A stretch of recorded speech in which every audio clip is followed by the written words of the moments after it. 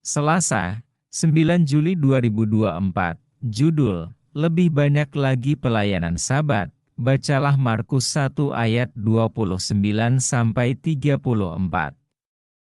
Bagaimanakah Yesus menolong keluarga Petrus? Dan pelajaran rohani apakah yang dapat kita tarik dari kisah ini? Setelah kebaktian yang luar biasa di sinagogi, Yesus mengundurkan diri bersama sekelompok kecil muridnya, yaitu Petrus, Andreas, Yakobus, dan Yohanes, ke rumah Petrus, tampaknya untuk menghabiskan sisa hari Sabat dengan makan bersama dan persekutuan. Namun ada catatan kekhawatiran yang menyelimuti situasi ini. Ibu mertua Petrus sedang sakit demam, yang pada saat itu berarti akan sembuh atau meninggal. Mereka memberitahu Yesus tentang penyakitnya, dan dia memegang tangan ibu mertua Petrus dan membangunkannya. Ibu mertua Petrus segera mulai melayani kebutuhan mereka.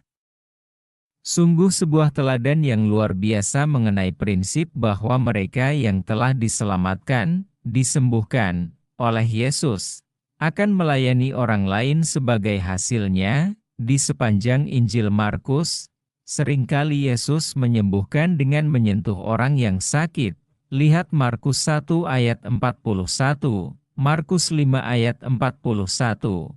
Meskipun di lain waktu tidak disebutkan adanya sentuhan, lihat Markus 2 ayat 1-12, Markus 3 ayat 1-6, Markus 5 ayat 7-13. Yesus belum selesai dalam pelayanannya hari itu.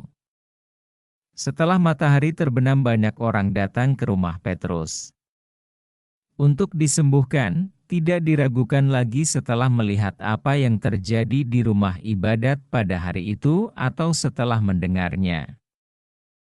Fakta bahwa penulis Injil tidak memberitahu para pembacanya bahwa orang menunda kedatangan mereka karena jam-jam Sabat mengindikasikan bahwa dia mengharapkan para pembacanya mengetahui tentang hari Sabat.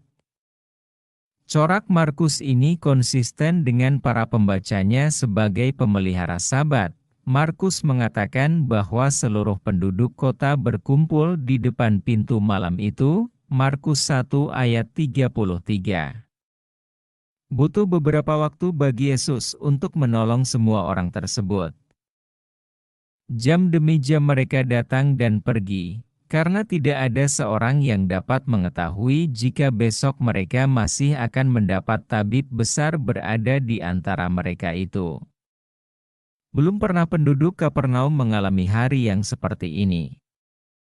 Udara penuh dengan suara kemenangan dan seruan kelepasan. Juru selamat telah bersuka di dalam kesukaan yang telah dibangunkannya. Sementara ia menyaksikan penderitaan mereka yang telah datang kepadanya, hatinya tergerak oleh belas kasihan, dan ia bersuka di dalam kuasanya mengembalikan kesehatan dan kebahagiaan mereka, sampai pada orang sakit yang terakhir barulah Yesus berhenti sejenak. Telah jauh malam, saat orang banyak meninggalkan rumah Simon. Ketika hari yang panjang dan menggembirakan ini telah lalu, maka Yesus mencari perhentian. Tetapi selagi kota itu berselimutkan kesunyian malam, juru selamat, pagi-pagi benar ia bangun dan pergi keluar. Ia pergi ke tempat yang sunyi dan berdoa di sana. Ellen G. White, Alfa dan Omega Jilid 5 halaman 270.